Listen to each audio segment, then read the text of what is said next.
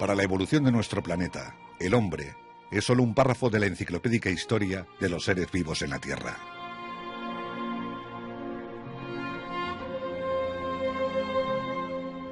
El hombre, el Homo sapiens, superará infinitas pruebas que le harán crecer social y tecnológicamente, imponiendo su implacable y temerosa hegemonía sobre el resto de los seres vivos, incluidos sus propios congéneres.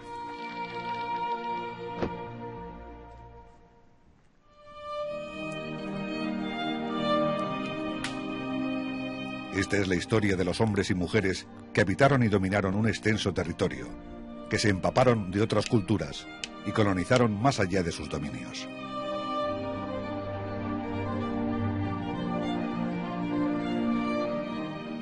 Adentrémonos en el pasado para saber cómo éramos antes que Extremadura siquiera fuera un sueño.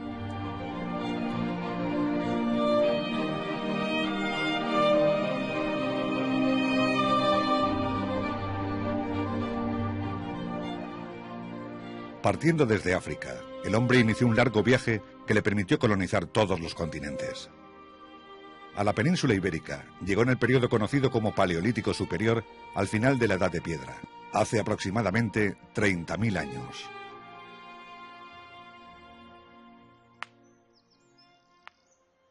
En aquel periodo, el hombre soportaba duras condiciones climáticas y sobrevivía como cazador y recolector.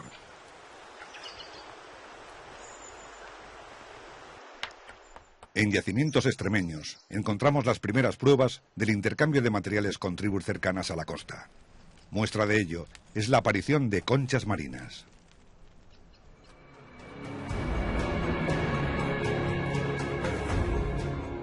Un enclave fundamental de nuestra prehistoria es la cueva de Maltravieso.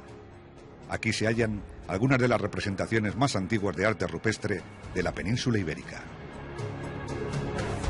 Encontramos manos de adultos, encontramos manos de niños, encontramos manos de todos los tamaños, de todas las formas, de todas las tipologías.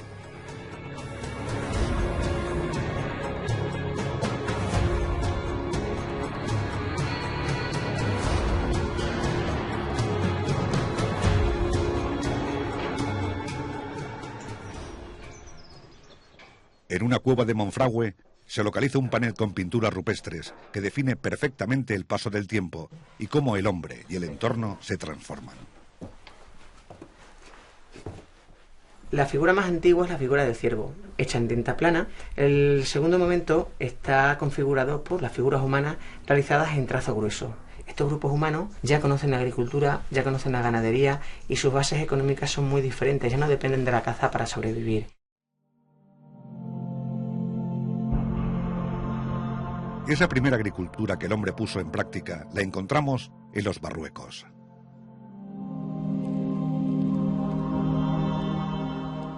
Para esta vida sedentaria serán necesarios utensilios que ayuden en las tareas cotidianas. Por primera vez, el hombre conseguirá manipular una materia prima y transformarla en algo irreversible.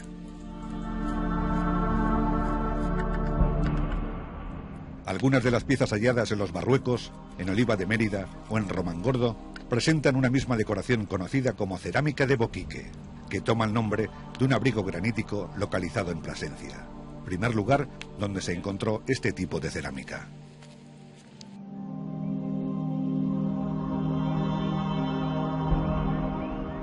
Al igual que en Monfragüe, el hombre también dejó su huella pictórica en los Marruecos.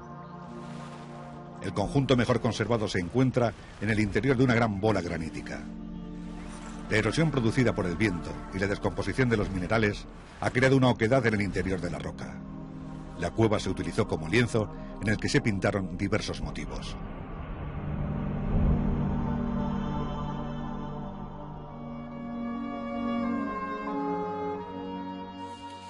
La agricultura se va a consolidar hace 6.500 años, cuando el hombre va creando, con su intervención sobre la vegetación, los primeros bosques adhesados. La dependencia de encinas y alcornoques será esencial, pues además de leña, aportan la bellota para alimento del ganado o como materia prima para elaborar harina.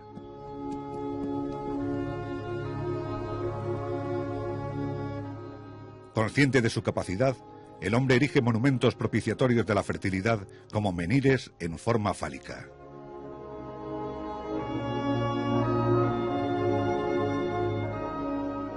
El impacto del hombre sobre su entorno es cada vez más evidente e irreversible. El dolmen, un símbolo, una vinculación social para el grupo, una evolución de su ideología y del respeto por sus muertos y antepasados.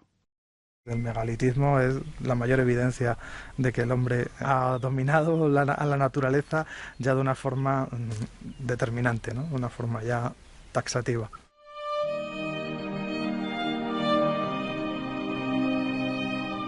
En la comarca de Lácara encontramos el dolmen más grande aparecido en Extremadura.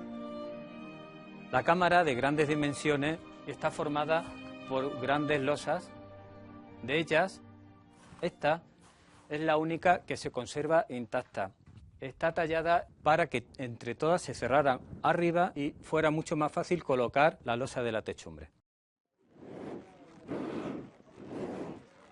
Estamos entrando en la edad de los metales, que es cuando el hombre aprende la técnica para fabricar sus primeros utensilios de metal. En aquel periodo, más de 200 poblados se levantaron en Extremadura, destacando de entre todos ellos el de la Pijotilla, con 80 hectáreas de extensión. En su época, debió de ser uno de los más grandes y ricos de toda la península. El sitio donde vivían, que eran cabañas circulares, con un zócalo de piedra y un alzado de ramas. De hecho, hay algunas imágenes de chozos extremeños, de pueblos incluso, ¿no?, de aldeas extremeñas de primero en el siglo XX, que no se diferenciarían en nada de lo que sería un poblado calcolítico, ¿no?, de las estructuras de habitación de un poblado calcolítico del tercer milenio, ¿no? La comunidad sufría las inclemencias meteorológicas que, en ocasiones, arrasaba con sus primitivas producciones agrícolas.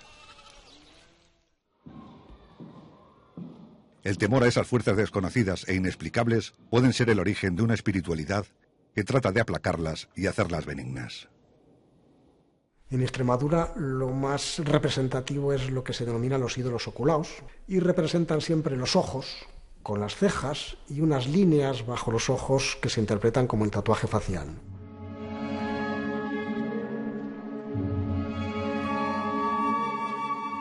La representación de los ídolos evoluciona, dando origen a los ídolos antropomorfos, que se caracterizan por el desarrollo de la anatomía humana.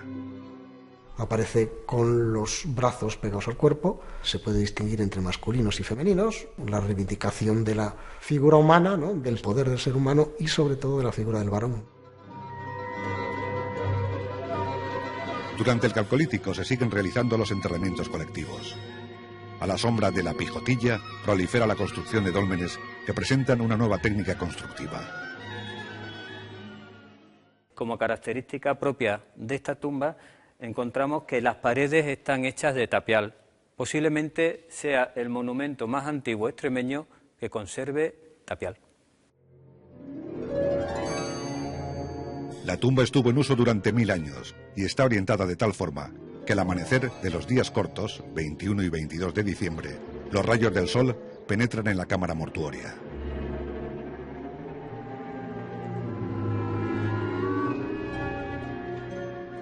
Para conseguir este efecto, colocaron 3 postes de madera, a un lado y a otro, para obtener el eje longitudinal y el radio de la cámara.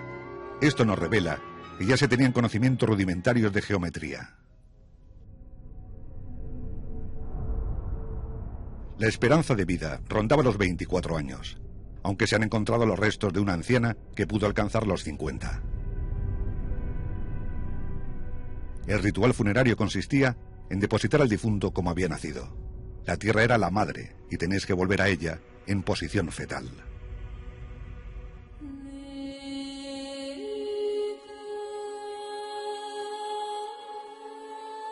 El hombre se adentra en un periodo al que llamaremos Edad del Bronce, que se prolongará durante más de 1000 años.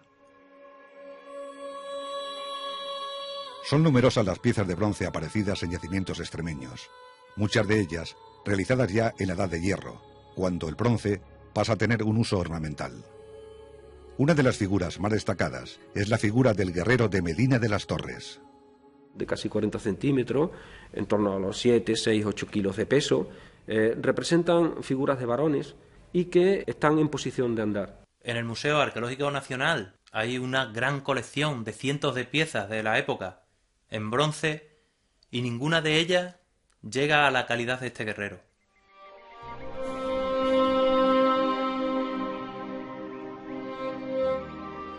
El guerrero de Medina de las Torres fue realizado hace aproximadamente 2700 años en plena Edad del Hierro.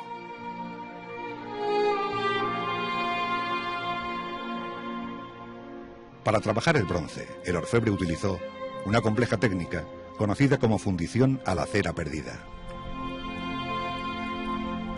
El guerrero fue una figura fundamental en la vida de los antiguos pobladores que veneraban su poder místico, un poder que la aristocracia local utilizaba en su beneficio.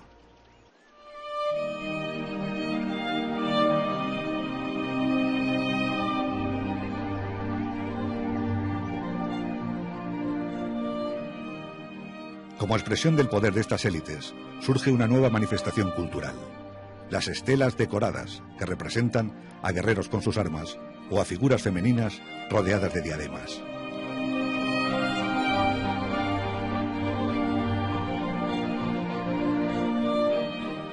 Griegos y fenicios navegaban por el mar Mediterráneo creando una compleja red comercial.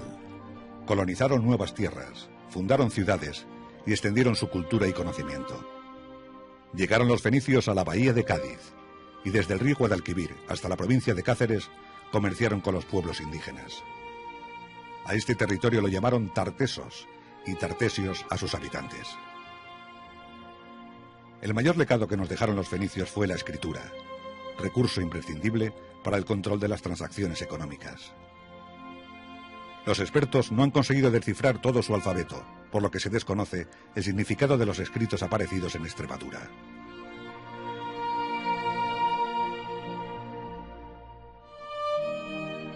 Pero, ¿qué fue Tartesos?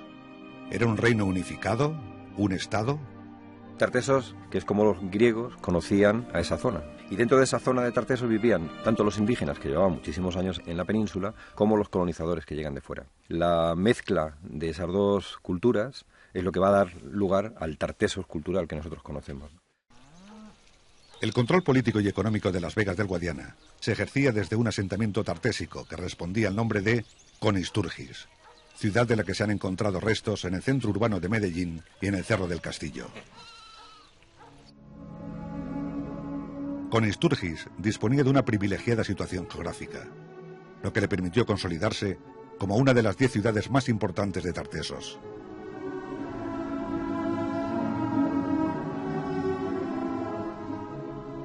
En la necrópolis de Medellín se descubrió una singular pieza conocida como Kilis Ática, la más bella copa griega aparecida en la península ibérica. Ese vaso fue fabricado en Atenas hacia el 560 a.C. y el alfarero quedó tan contento que le puso una inscripción que dice: yo soy un vaso hermoso.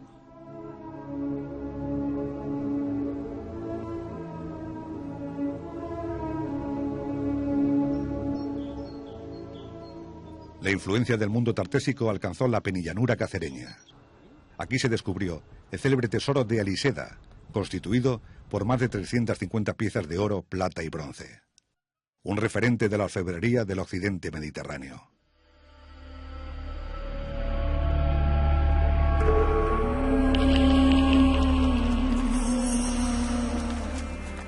Han transcurrido más de 200 años desde la llegada de los fenicios a la bahía de Cádiz.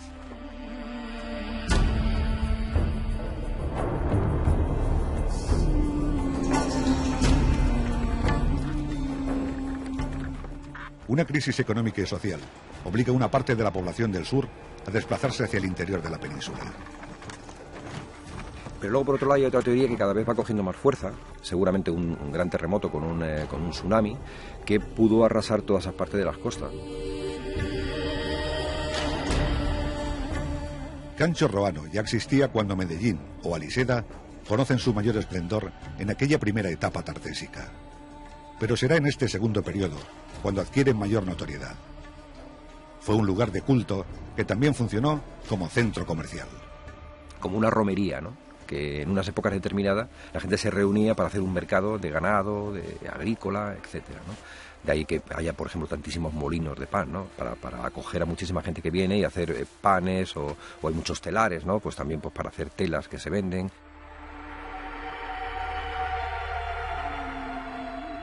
La ingente cantidad de objetos aparecidos en Cancho Roano hacen de este el conjunto tartésico mejor conservado de la península ibérica. En torno al siglo IV a.C., este lugar fue destruido y nunca más recuperó el esplendor de antaño.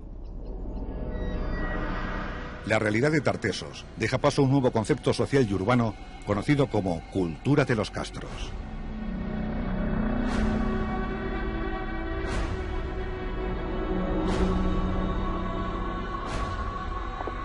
Hombres y mujeres procedentes de otras regiones construirán aldeas fortificadas en cumbres elevadas.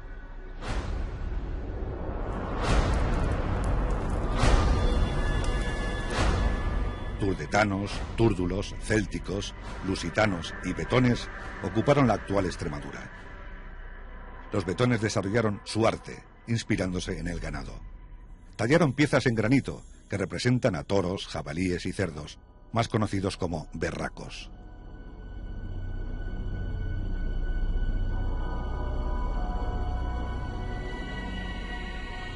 También hay una evolución de las estelas de guerreros, que dejan de ser piedras planas grabadas para convertirse en formas humanas que portan armas y símbolos de prestigio social.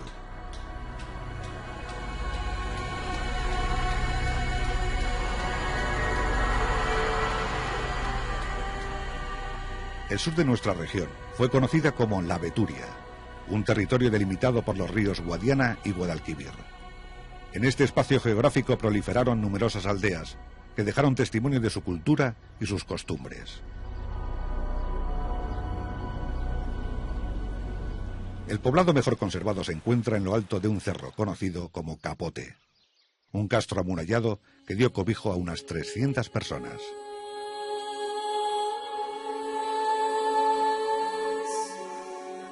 Tiempos tormentosos se aproximan para los pobladores de estas aldeas.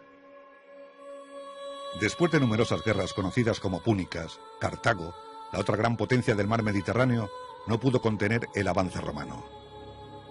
La consiguiente invasión de Hispania por la pujante República Romana solo fue cuestión de tiempo.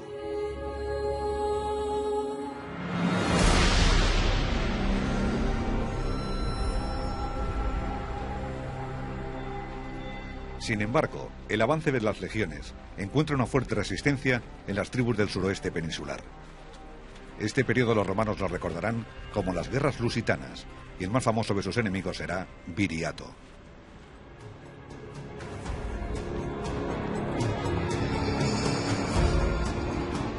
Haciendo uso de técnicas de guerrilla, Viriato consiguió vencer en varias ocasiones a los ejércitos de legionarios.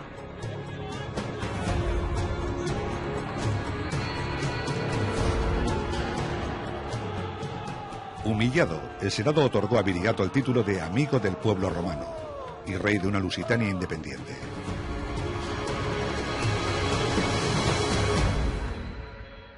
Finalmente, Viriato fue víctima de una traición y murió asesinado mientras dormía, posiblemente en algún lugar entre Azuaga y Toledo. Consecuencia de aquel acto es la célebre frase que el cónsul romano dirigiera a los asesinos cuando estos reclamaban su recompensa: Roma no paga a traidores.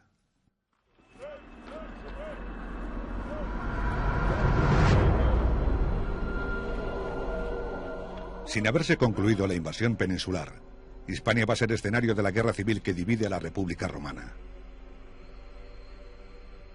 El gobernador en Hispania, Quinto Sertorio, seguidor de una de las partes en conflicto, crea una alianza con los guerreros indígenas que conseguirá derrotar a las legiones enviadas desde Roma.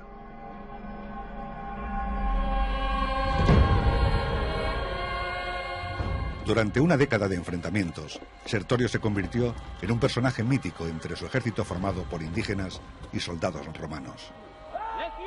Testigo de aquellos años fue el recinto Torre de Hijovejo. Los romanos construyen la Torre de Hijovejo porque necesitan una serie de fortificaciones que sean solventes para solucionar un problema que no es un problema que tengan ya los romanos con la población indígena. Ya no existe ese problema. El problema es un problema que tienen los romanos entre ellos mismos, las guerras civiles de la Roma republicana.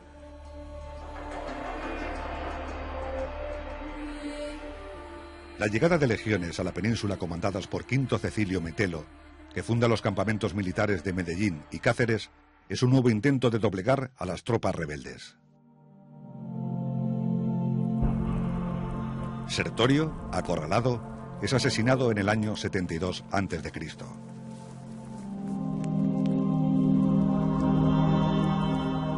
Roma no perdonó a los pueblos que se sublevaron junto a Sertorio, y en represalia, castros como el de Capote fueron destruidos y obligados sus habitantes a abandonar el poblado. Se desconoce por qué, pasados unos años, un grupo de personas realizaron un acto simbólico a la entrada del poblado. Enterraron piezas de terracota, vajillas y monedas romanas.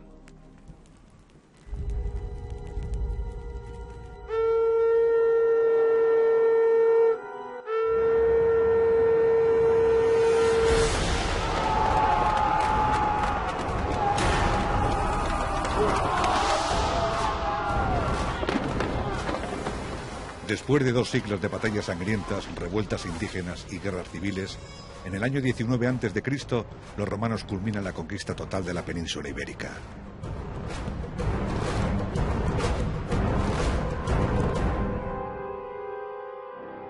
Roma ha puesto en marcha un plan estratégico que pretende reconducir las costumbres indígenas hacia una realidad romana.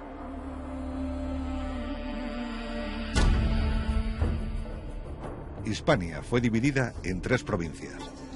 La actual Extremadura formó parte de las provincias Bética y Lusitania. Lenta pero inexorablemente se fundan ciudades romanas. Algunas aprovechan viejos castros, otras se levantan sobre nuevos emplazamientos. Todas eran fruto del mestizaje entre indígenas y romanos. Una de las primeras colonias romanas en territorio extremeño fue Metelinum.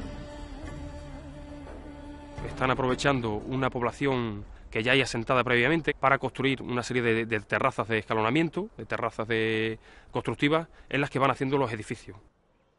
Aún no se sabe si Medellín disponía de anfiteatro y circo, siendo el teatro la construcción más importante aparecida hasta la fecha.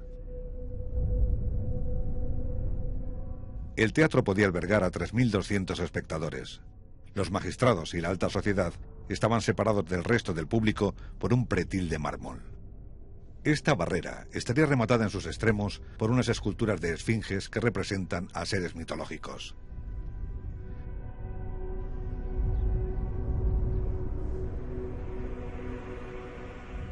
Con el andar de los años, Metelinum va a ceder su estratégica posición como cruce de caminos en favor de una nueva colonia creada a pocos kilómetros de distancia. Si todos los caminos del imperio conducían a Roma, todos los caminos de Hispania partían de Augusta Emérita.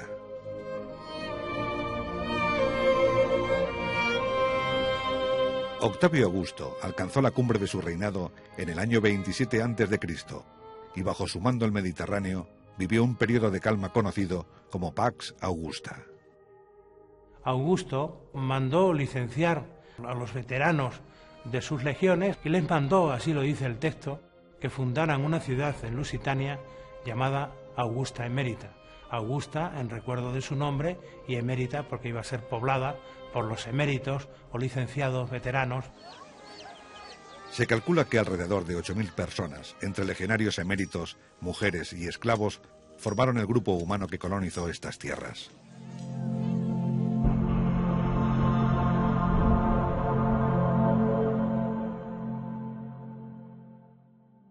Antes de fundar la nueva ciudad, se llevó a cabo un ritual que seguía el ejemplo de la fundación de Roma, según la leyenda de Rómulo y Remo.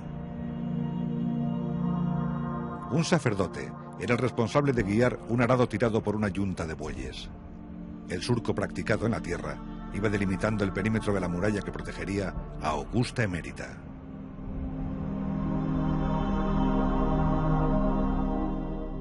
La construcción de la nueva colonia se plantea como una ciudad piloto, dotada con todos los avances urbanísticos de la época.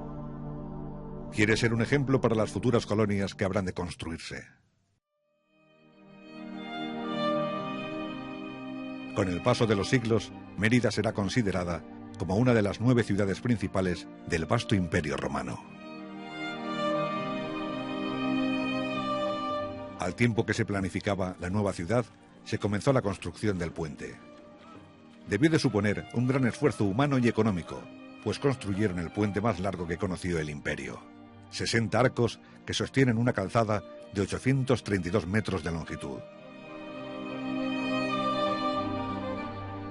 Son múltiples las medidas de seguridad que harán de este puente una obra eterna. Esos pilares tan anchos lo que hacen es ofrecer muchísima resistencia y muchísima fuerza a la potencia del agua, ¿no? Incluso hay documentado veces que ha pasado el agua por encima del pretil del puente. O sea, ha llegado a cubrirlo completamente y aún así ha aguantado.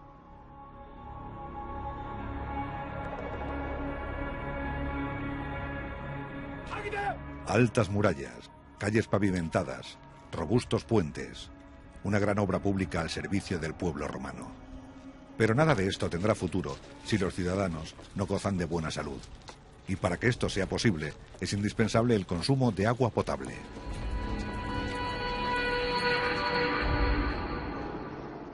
Fueron 4 los acueductos construidos para abastecer a la populosa Augusta Emérita. Las famosas arquerías de los acueductos romanos solo se construían cuando había que salvar un desnivel muy acusado. La mayor parte del recorrido del acueducto es subterráneo y solo son visibles los pozos del registro. En este acueducto, en el de San Lázaro, además tenemos 3 descendederos, se llaman así tradicionalmente, que son unas escaleras para facilitar el acceso.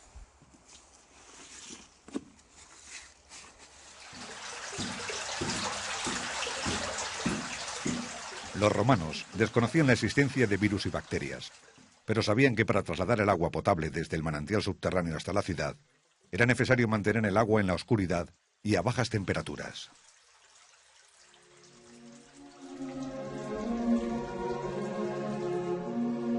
Cuando el acueducto subterráneo alcanza la depresión del río Albarregas, el canal emerge sostenido por una magna estructura de arquerías conocida como Acueducto de los Milagros. Pues en época romana la arquitectura o la ingeniería tenía que tener 3 leyes básicas, ¿no? La primera es que debía ser bella, la segunda debía ser útil y la tercera, que es fundamental, es que debía ser duradera. Entonces, cuando construían, lo construían para que fuera eterno.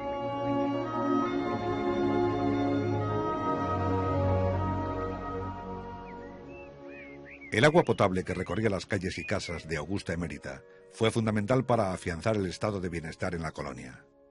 La calidad y la esperanza de vida aumenta considerablemente entre la población.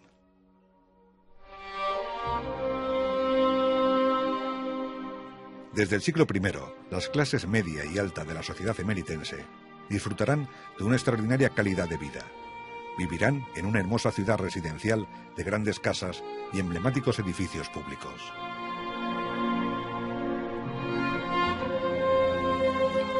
El romano de Emérita construye toda su casa para vivir de forma saludable. No improvisa en su construcción y toma como ejemplo las viviendas de Roma.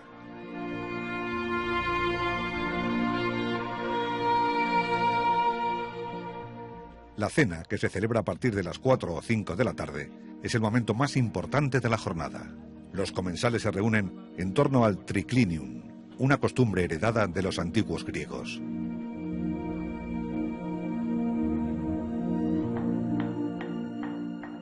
La gastronomía romana se empapó de los hábitos culinarios de las provincias del imperio. Hasta la Lusitania llegaban las especies procedentes de otras regiones, con las que condimentar los alimentos en la búsqueda de nuevos sabores.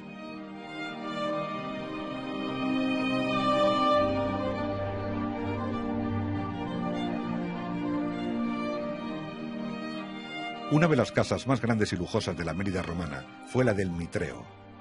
La construyeron fuera de las murallas y así los propietarios pudieron levantar una vivienda de dimensiones palaciegas. El propietario debió de ser un hombre muy culto. Interesado por la tradición helenística, encargó la realización de un mosaico de una calidad casi pictórica. Posiblemente uno de los pavimentos que, tanto en la composición como en la factura, es de los más importantes del Imperio Romano, porque aquí está compendiada la tranquilidad que da el Imperio Romano, visto a través del orden cósmico perfecto. Acorde a su categoría política y administrativa, se proyecta dotar a la colonia de una gran área pública para espectáculos. El primer monumento que se construye es el teatro. Fue deseo del emperador Augusto que todas las ciudades fundadas en su tiempo contaran con un teatro. Esto es porque las obras tenían un contenido moralizante, didáctico y de alguna manera enseñaban a ser un buen romano, la virtus romana.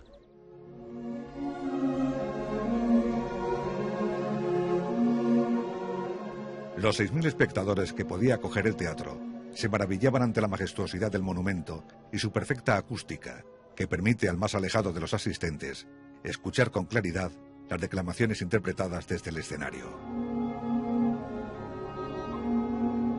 Durante 4 siglos ininterrumpidos, el teatro fue un punto de encuentro de los emeritenses con la cultura y la política. Sin embargo, el teatro no fue el entretenimiento preferido por los romanos, que acudían en masa a los espectáculos celebrados en el anfiteatro.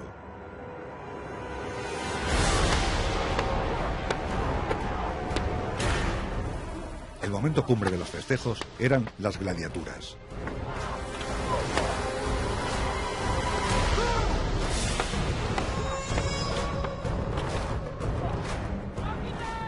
Los 12.000 espectadores que abarrotaban las gradas rugían ante las luchas a muerte.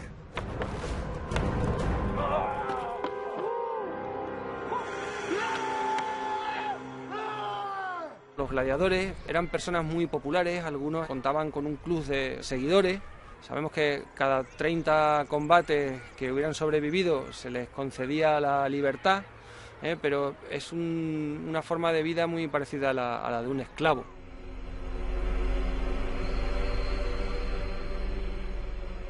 Las gradas del anfiteatro se levantaron sobre una ladera natural. El público se distribuía de igual manera que en el teatro. Ciudadanos romanos cerca de la arena, mujeres que no estuvieran acompañadas de un hombre y esclavos en las tribunas superiores.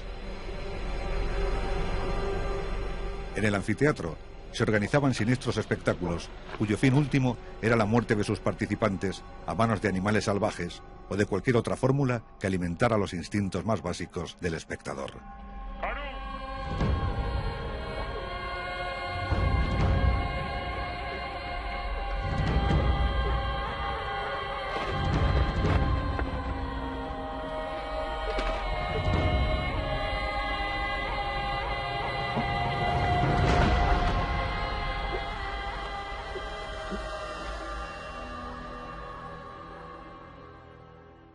Con capacidad para 30.000 espectadores, el Circo de Mérida fue de los más importantes del imperio. El público asistía a las apasionantes carreras de cuadrigas. Los conductores de estos carros, llamados aurigas, eran personajes de fama internacional.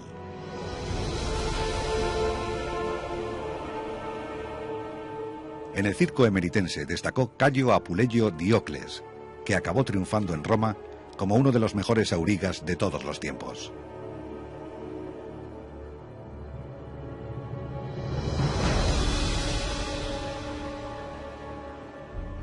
La dotación de infraestructuras públicas de la ciudad se completaba con grandes termas. Adquieren fama entre la alta sociedad emeritense las de Alange, gracias sobre todo a sus aguas con propiedades medicinales. El balneario de origen romano sería un edificio de planta rectangular, en cuyo interior tenemos 2 especies de círculos gemelos que serían destinadas al baño, ¿no? Estos espacios de planta circular tienen una cúpula hemisférica de dimensiones grandiosas, estamos hablando de una altura de unos 13 metros.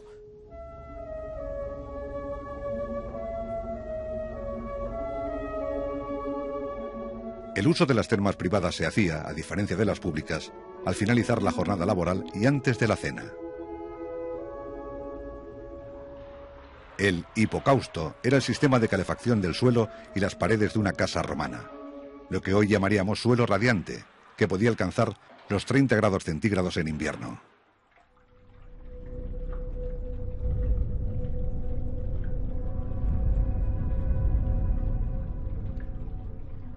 La mentalidad del romano daba a la divinidad una presencia constante en la vida diaria, y en términos generales era tolerante con las religiones de otros pueblos de los que tomaba prestado a sus dioses.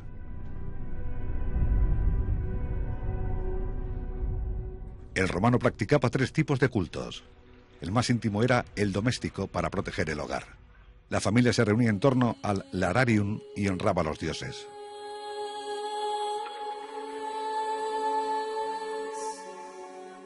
Los cultos básicos, que simbolizaban el respeto al Estado, tenían una lista interminable de deidades que estaban encabezadas por el dios Júpiter. Y por último, el culto imperial, que se desarrolló con el reinado de Augusto y que divinizaba la figura del emperador.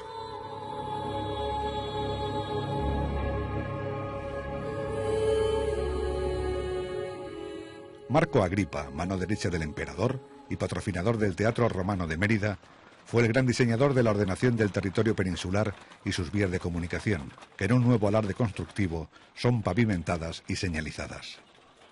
Y es cuando crea esas grandes rectas de varios kilómetros de longitud, pero de una recta que todavía a través de la fotografía de satélite o de las fotografías aéreas la podemos observar, esa rectitud direccional que caracteriza a las vías romanas.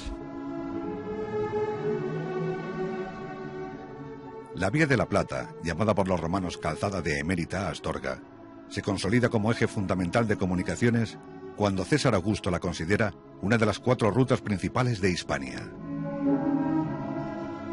En la década de los años 30 del siglo I se inicia la construcción de un nuevo municipio a los pies de la vía romana conocido como Regina Turdulorum. El monumento más destacado de Regina es el teatro, que se conserva en buen estado y a pesar de haber sufrido un expolio constante.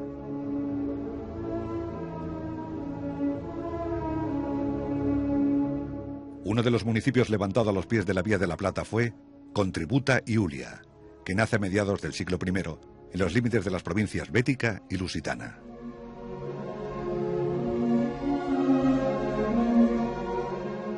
El centro de la ciudad estaba presidido por una de las basílicas jurídicas más grandes de la península ibérica. En este edificio de 2 plantas se impartía justicia y se realizaban transacciones comerciales. En la ciudad han aparecido una ingente cantidad de cerámicas procedentes de talleres de la Galia o Italia que ponen de relieve cómo vivían, cómo se relacionaban o cómo amaban los ciudadanos de Contributa Iulia.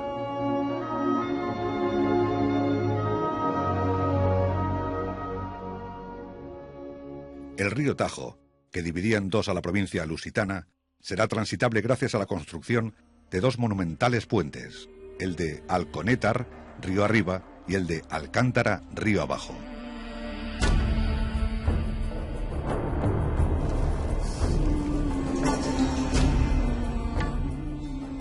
A diferencia de las otras grandes obras públicas sufragadas por el emperador o el Estado, el puente de Alcántara fue financiado con la colecta realizada entre los municipios de la comarca. El puente tiene aproximadamente entre 186 y 190 metros de longitud y desde la calzada hasta el agua aproximadamente 44 metros de altura. Realmente con esas dimensiones, sobre todo de los 2 arcos mayores, estamos ante el puente romano en uso con mayores dimensiones en esos vanos.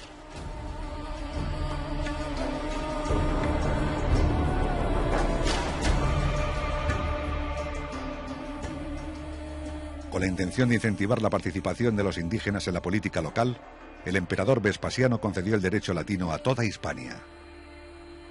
En el que la ciudad estaba dirigida por 10 varones de prestigio, que eran los decemviri. Estaban lógicamente elegidos por el pueblo, pero con la supervisión evidente de las fuerzas romanas oficiales. Eran la élite de la ciudad.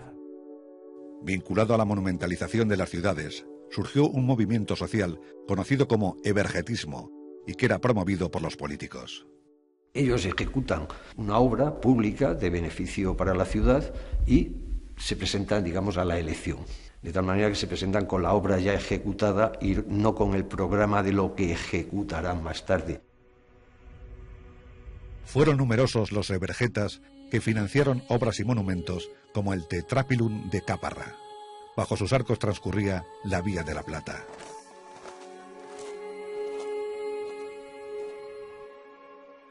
En su origen, el arco tuvo un aspecto muy diferente al actual. El granito estaba protegido por una capa pintada de color anaranjado y se encontraba rodeado por edificios y templos. El de Caparra es el único que se conserva en España.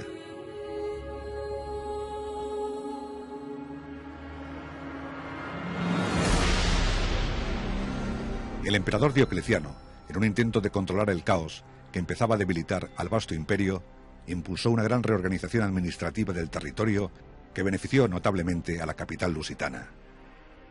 Augusta Emérita se convirtió en la primera capital efectiva de las Hispanias, al ser la sede de la diócesis de las Hispanias, que era un organismo supraprovincial que coordinaba todas las provincias en las que se dividía el suelo ibérico y el norte de África.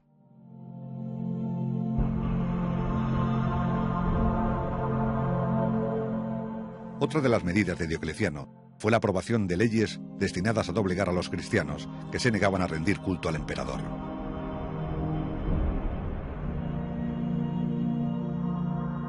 La llegada del cristianismo a Extremadura debió de producirse posiblemente desde el norte de África, siendo la ciudad de Cartago un referente para los creyentes del sur peninsular.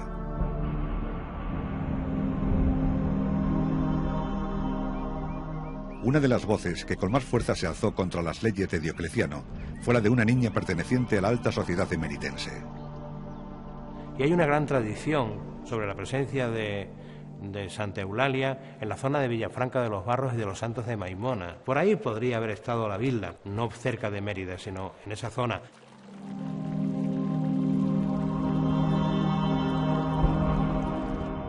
Eulalia nació en el año 292, en el seno de una familia cristiana. Y Santa Eulalia, que no se llamaba así, no se llamaba Eulalia, significa la bien hablada, eulale, son dos términos griegos, eu bien y la le hablada, la bien hablada, por lo bien que se expresó ante las autoridades y la muestra de madurez que dio ante ellos, ¿no?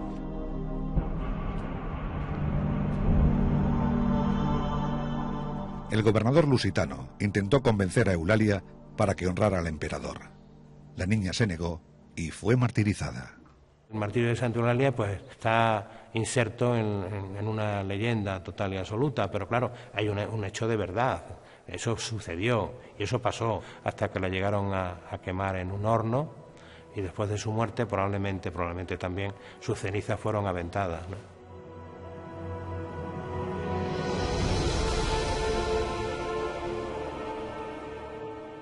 El martirio de Eulalia fue un golpe tremendo para la sociedad emeritense, pero también supuso un impulso de la comunidad cristiana que encontró en la niña a la santa a la que miles de personas santificaron.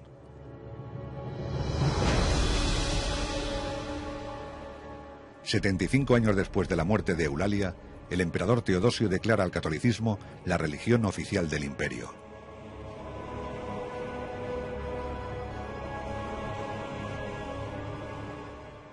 Coincidiendo con la división del Imperio Romano, los visigodos cruzaron la frontera con intención de saquear Roma, oportunidad que aprovecharon los pueblos vándalos, suevos y alanos para penetrar hasta la Galia e Hispania, saqueando ciudades y villas a su paso. Los suevos consiguen instaurar un reino que llega hasta la Bética y durante unos años sitúan su corte en Mérida. Roma recurre a los visigodos, ahora aliados, encomendándoles la misión de expulsar a los suevos. Casi 50 años tardaron los visigodos en reconquistar la Lusitania para el imperio. Un imperio muy debilitado que ya no tiene control sobre sus provincias más lejanas.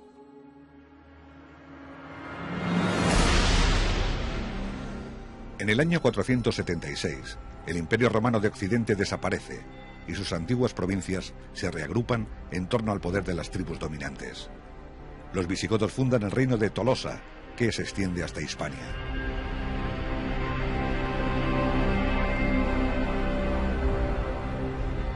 En los primeros años del nuevo reino hispano, fue Mérida la capital de los visigodos cuando sube al trono Agila I. Como la mayoría de los reyes visigodos, el reinado de Agila apenas duró 5 años y en ese tiempo tuvo que enfrentarse a numerosas rebeliones. Esta inestabilidad política tiene su reflejo en la sociedad y su forma de vida, que ya nada tiene que ver con los prósperos años del imperio. Ante la debilidad del Estado, la Iglesia Católica ejerce su poder civil desde las iglesias y catedrales. Aparece un nuevo arte escultórico que atiende a las necesidades del culto para un creciente número de feligreses.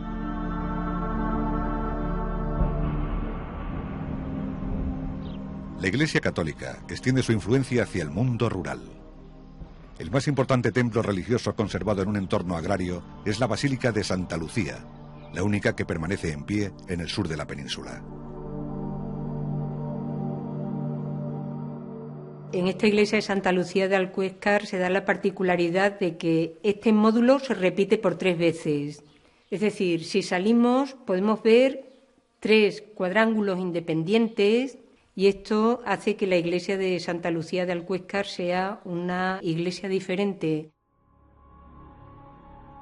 El estilo arquitectónico de la iglesia recuerda a las estructuras de un edificio islámico, lo que hace pensar a los investigadores la posibilidad de que la comunidad monástica tuviera su vida después del año 711.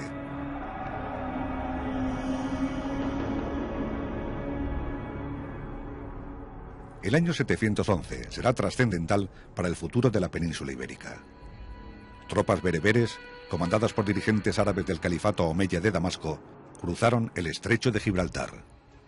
Tras la derrota de don Rodrigo en la batalla de Guadalete, el ejército de Muza asedió durante meses a la ciudad de Mérida. Muza llega a Mérida en el año 712. Una ciudad muy bien defendida por una muralla formidable y además también porque los restos del ejército de don Rodrigo al parecer se habían refugiado en esta ciudad. Tenemos noticias, entre otras cosas, porque fue la única ciudad de la península prácticamente que ofreció resistencia.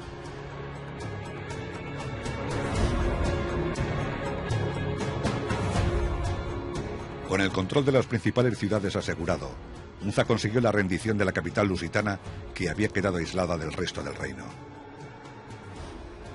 En apenas una década, el califato omeya consiguió someter a casi la totalidad de Hispania, a la que llamaron Al-Ándalus, cuya traducción del árabe podría ser la península del Atlántico. Las primeras medidas tomadas por los omeyas fue la recaudación de impuestos entre los judíos y cristianos hispano-romanos. Se comprometen a respetarles la autonomía política, teniendo en cuenta que por el hecho de ser cristianos todavía, tienen que pagar 2 impuestos frente al único impuesto que tendrían que pagar si fuesen musulmanes, lo que hace que se conviertan al Islam rapidísimamente.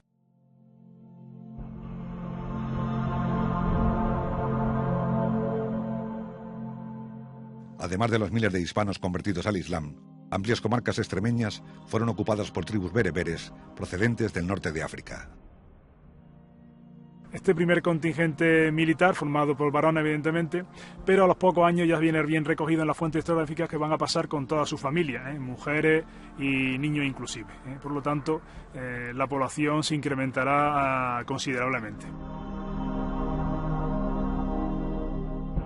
Al tiempo que estas tribus africanas van ocupando distintas comarcas extremeñas, el emir omeya Abderramán fundará un estado independiente conocido como Emirato Omeya de Córdoba. Durante su reinado, Abderramán I dividió el territorio peninsular en nuevas provincias llamadas coras.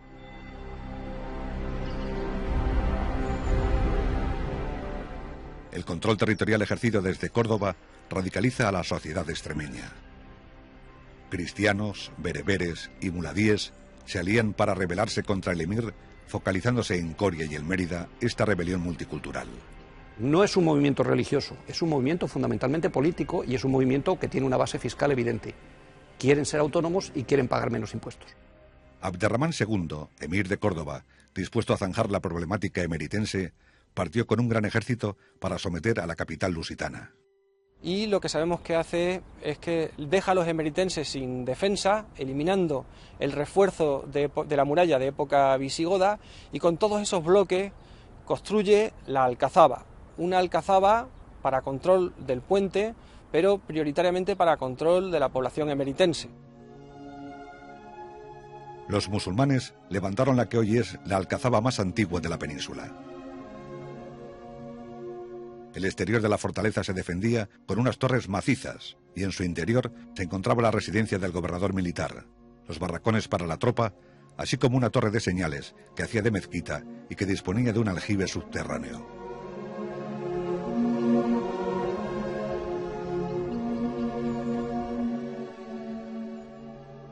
Los musulmanes reutilizaron columnas de época visigoda como un símbolo de sometimiento de la sociedad hispano-romana al nuevo orden establecido.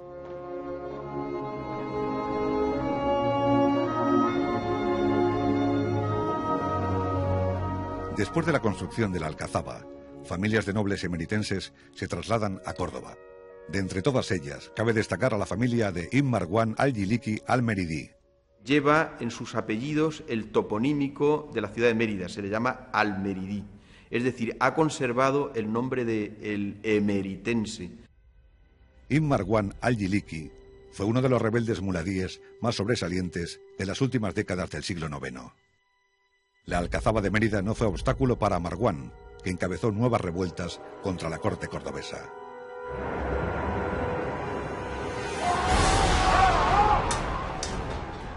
Muhammad, el nuevo emir cordobés, movilizó su ejército con la intención de arrasar Mérida.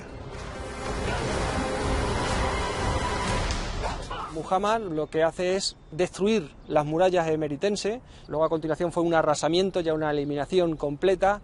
Y si no se destruye su totalidad, evidentemente es por su magnífica vía de comunicación que es el puente romano. Sirve de comunicación entre el norte y el sur y el este y el oeste. Bueno, gracias al puente romano y a esa magnífica alcazaba construida unos 30 años antes, pues se pudo mantener. Desprovista Mérida de sus murallas, buscó Marwán refugio en otras fortalezas como la de Montemolín.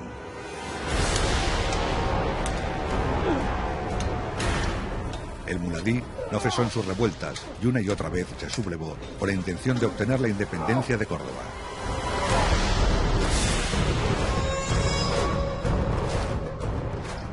Nuevamente las tropas del emir pusieron cerco a los rebeldes, que se habían hecho fuertes en el castillo de Alange, a pocos kilómetros de Mérida.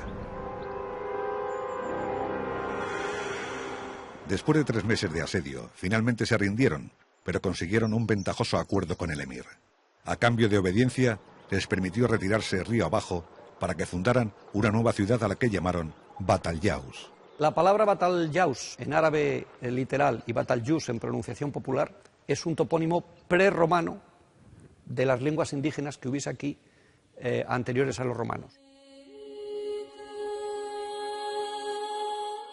Bajo liderazgo de Marwán, Batalyaus va asentando las bases de una ciudad con futuro en detrimento de la vieja Mérida. Mérida entrará en desgracia, hay que decir que todo el aparato administrativo será trasladado a Badajoz. Tanto el gobernador, evidentemente, como los jueces, los alfaquíes, por lo tanto Mérida quedará totalmente desprovista y sobre todo buena parte de los grupos sociales desalojarán la ciudad.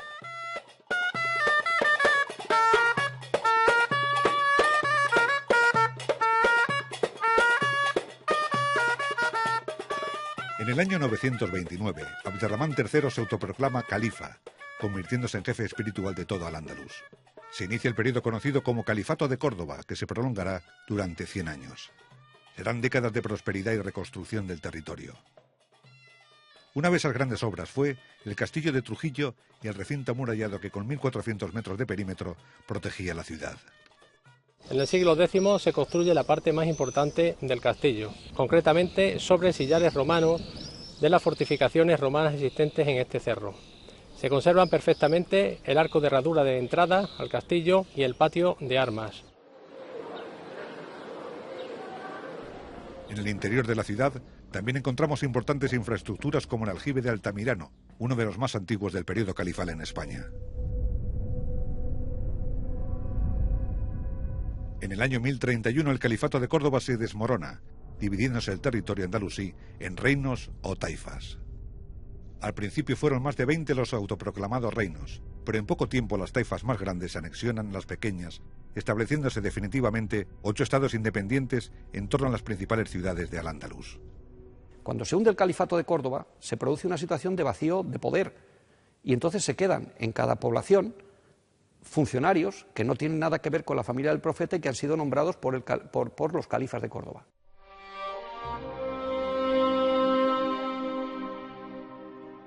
El primer rey de la taifa de Badajoz fue Muhammad el-Sabur. Al morir Sabur, la mayoría bereber impuso a su candidato, iniciándose así la dinastía de los Abtasíes, que reinarían durante 72 años, un territorio que se extendía hasta las costas del Atlántico lisboeta.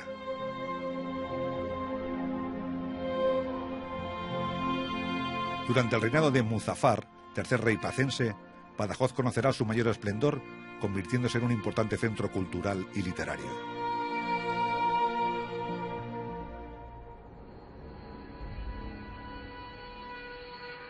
Al norte de África, la dinastía almorávide ha conseguido dominar un amplio territorio y amenaza con extender su poder a la península. Las 7 décadas de prosperidad de aquel Badajoz de finales del siglo XI está llegando a su fin.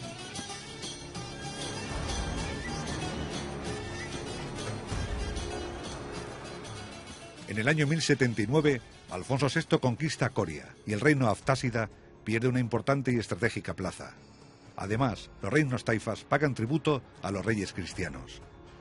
Las parias eran una modo de impuesto que se les pagaba a castellanos, a leoneses, a portugueses, a aragoneses, para que no invadieran, saquearan y hostigaran el territorio de los distintos reinos musulmanes. Desesperados, los reyes taifas solicitan la ayuda a los almorávides.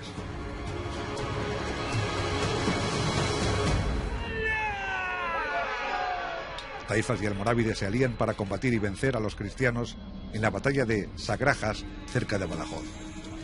Pero finalmente los almorávides impondrán su supremacía militar, sometiendo también a los reinos taifas.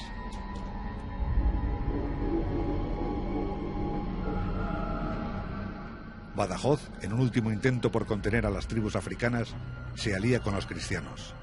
Aquella decisión le costó la vida a Al-Mutawakkil, el último rey pacense que fue ejecutado por los almorávides.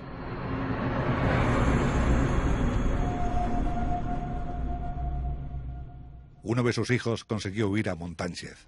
Se refugió en su castillo, autoproclamándose rey como Al-Mansur III. Solo 2 años después se rendirán a los almorávides, huyendo al norte para entregarse a Alfonso VI. Con la muerte del Cid Campeador en Valencia, los almorávides alcanzan la mayor extensión territorial de su imperio.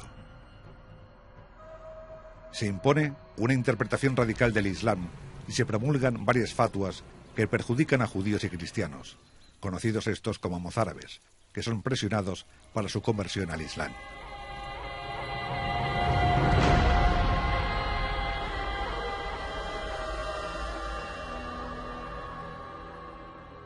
La islamización de la Extremadura del siglo XI la visualizamos en una construcción única en la península ibérica. Se trata de una ermita musulmana que formaba parte de un complejo residencial de grandes dimensiones, compuesto por instalaciones para el alojamiento de estudiantes coránicos.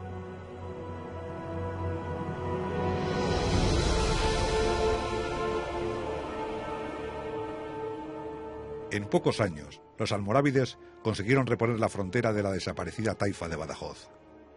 Construyeron nuevas medinas y la de Albalat se convirtió en un lugar estratégico desde el que defender la línea del río Tajo.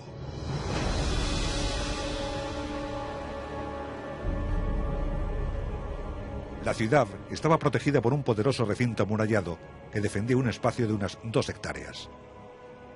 Fuera de la muralla también hay un elemento muy interesante, muy común para lo que es la época medieval y para la cultura musulmana, que es el hammam, es decir, el baño público, donde la gente solía ir, tanto hombres y mujeres, de forma separada, por supuesto. Los baños públicos presentaban una estructura heredada de las termas romanas. Funcionaban como espacios para la higiene y como lugar para los vínculos sociales. Con la Reconquista, muchos de estos baños se cerraron, al pensar los nuevos gobernadores cristianos que estos lugares eran propicios para la conspiración, así como para la práctica de relaciones homosexuales.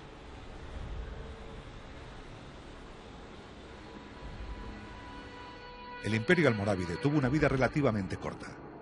Son sustituidos por los almohades, una dinastía marroquí que también hacía una interpretación integrista del Corán. Para la nueva corte almohade, el norte de Extremadura no era más que un lejano y peligroso territorio fronterizo. Fue el salvaje oeste del siglo XII.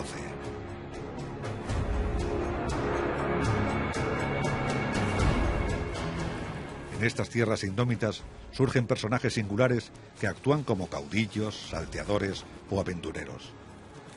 El más famoso de la época fue el noble portugués Geraldo Sem Pavor, Geraldo sin miedo.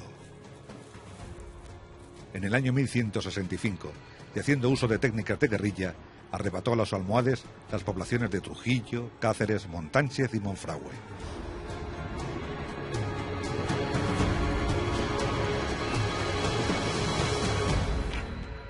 Geraldo Sem Pavor tradicionalmente se ha tenido como el Cid portugués. Para hablar entre nosotros yo lo definiría como un macarrá de frontera. Era un mercenario, un tipo que se dedicaba con su cuadrilla a asaltar ciudades, a saquearlas y a venderlas posteriormente. Crecido por sus éxitos, Geraldo se embarca en un proyecto militar más ambicioso: conquistar Badajoz. En alianza con el nuevo reino portugués, sometieron a un duro asedio a la ciudad. Desde Sevilla, el gobierno almohade envió un convoy con víveres y armamento para ayudar a los pacenses. Según un cronista de la época, Geraldo tendió una emboscada al convoy y pasó a cuchillo a los musulmanes que transportaban la mercancía. A 60 kilómetros de Badajoz se encuentra el municipio de Valle de Matamoros, que según el cronista, su topónimo, Matamoros, responde a la posible matanza que allí pudo perpetrar Geraldo Sempavor. Tras las aventuras de Geraldo, los almohades proyectan reforzar las defensas de Badajoz, bastión fundamental para contener la presión militar que ejercen los cristianos. Construyen una imponente muralla, jalonada de numerosas torres albarranas, que harán de la Alcazaba de Badajoz la más grande de la península.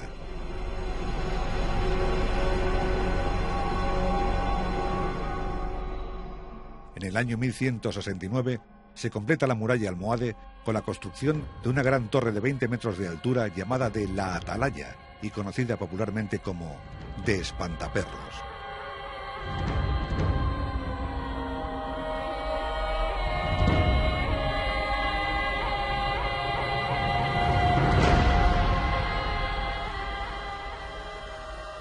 Los cristianos avanzan en su reconquista y toman posesión de Cáceres.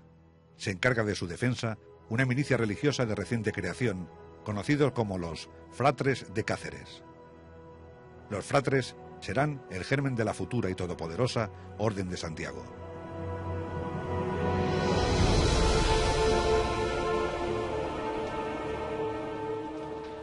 En la Cáceres monumental apenas si quedan edificios contemporáneos a los caballeros. El único que sobrevive es la torre adosada al Palacio de Carvajal.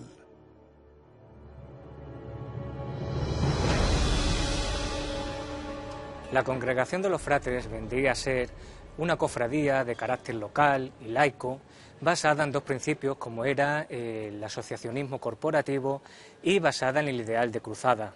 Una congregación, una hermandad con una finalidad bélica y amparada en un fundamentalismo religioso.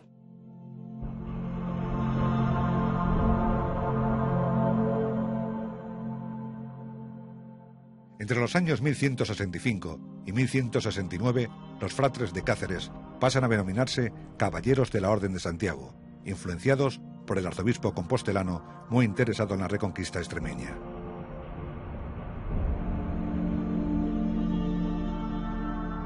El califa almohade Abu Yaqub Yasub inició un nuevo plan para reconquistar las plazas extremeñas perdidas años atrás, pero antes tenía que aniquilar a la orden militar que se interponía en su camino. En uno de estos ataques contra la ciudad de Cáceres en 1174, los almohades lograron penetrar en sus murallas y acabaron con todos los focos de resistencia que había en el interior de la ciudad, muriendo todos los caballeros de Santiago. Este hecho después se transformó en la famosa leyenda de los 40 caballeros de la Orden de los Fratres de Cáceres que fueron pasados por la espada en esta torre.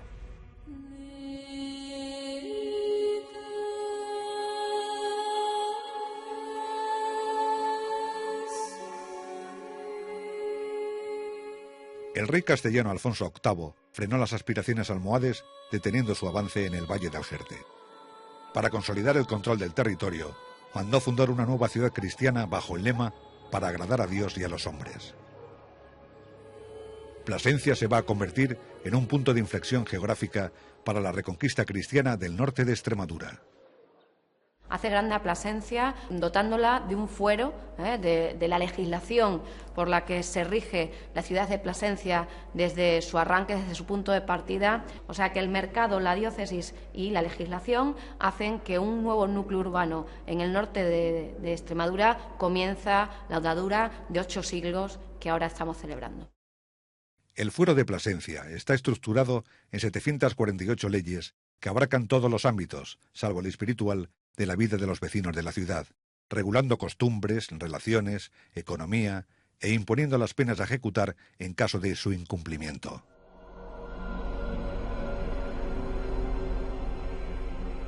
Tras la victoria en la batalla de Alarcos, los musulmanes recuperaron Montánchez, Santa Cruz y Trujillo, alejando así el peligro de las Vegas del Guadiana, donde se concentraba la mayor parte de la población. Además, establecen una línea de defensa sobre las vías de comunicación que parten hacia Córdoba y Sevilla. En ese amplísimo espacio geográfico se acomete el reforzamiento de viejos castillos situados estratégicamente. En Mérida se dota la alcazaba de varias torres albarranas y en la eterna fortaleza de Magacela se construyen aljibes y nuevas y poderosas torres. Los restos más significativos se han conservado, pues tenemos esta torre poligonal de 8 lados. Son muy similares, por ejemplo, a la torre Espantaperros que tenemos en Badajoz, o otras grandes torres poligonales que se van a levantar, por ejemplo, en Andalucía, en Jerez de los Caballeros.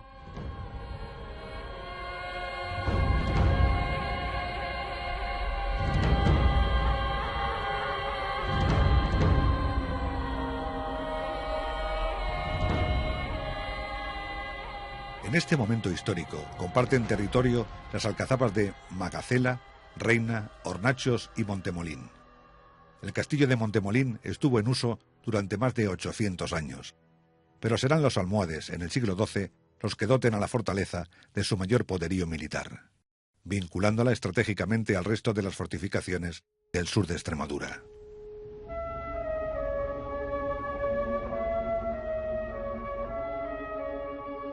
Los cristianos que durante décadas han luchado tanto contra los musulmanes como entre ellos mismos, en los albores del siglo XIII hacen causa común para impulsar la reconquista. En ese clima prebélico, Cáceres, que hasta la fecha había sido una población de poca entidad, va a tomar protagonismo debido a su estratégica situación. Lo que hacen es transformarlo en un inmenso campo de concentración de tropas. Esto como para entendernos, hablando en términos actuales, como un centro de instrucción de reclutas, como un CIR.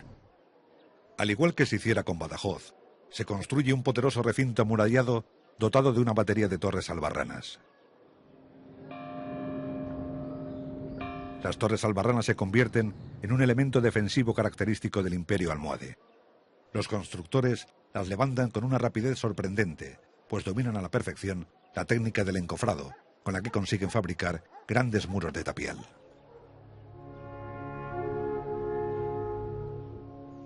En el interior de la ciudad existía una alcazaba hoy desaparecida. Solo se conserva el espectacular aljibe que había en el subsuelo de la fortaleza.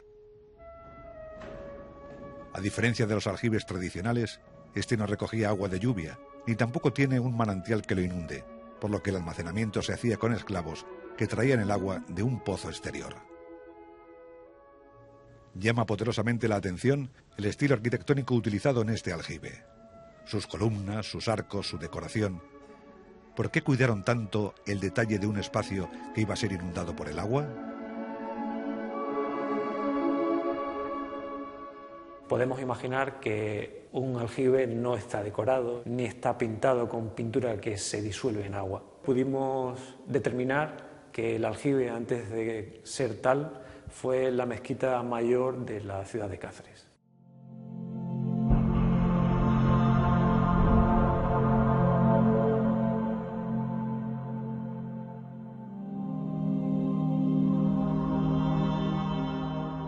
La máquina almohade es imparable y también acomete en el reforzamiento de otra plaza histórica.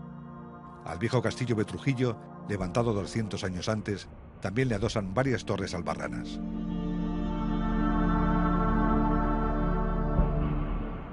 Completaron el proyecto con un gran albacar, que es un recinto murado adosado a la fortaleza. Este espacio se utilizó como albergue donde concentrar un contingente militar con el que acometer sus planes de reconquista. En el año 1211, el rey Alfonso VIII, fundador de Plasencia, inicia el reclutamiento de un gran ejército para entablar una batalla campal contra el califa almohade Miramolín. Un año después, y con el apoyo de los demás reinos cristianos de la península, tendrá lugar la batalla de las Navas de Tolosa.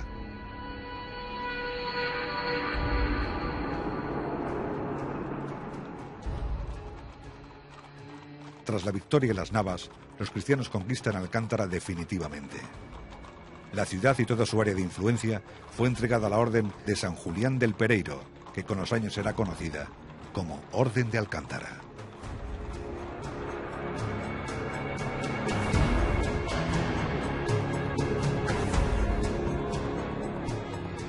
La reconquista total de Extremadura no fue inmediata y se prolongó durante más de 30 años. Poco a poco sucumbieron las principales plazas almohades. y con la legendaria batalla de Tentudía en el año 1247 se pone fin a la dominación musulmana en nuestra región.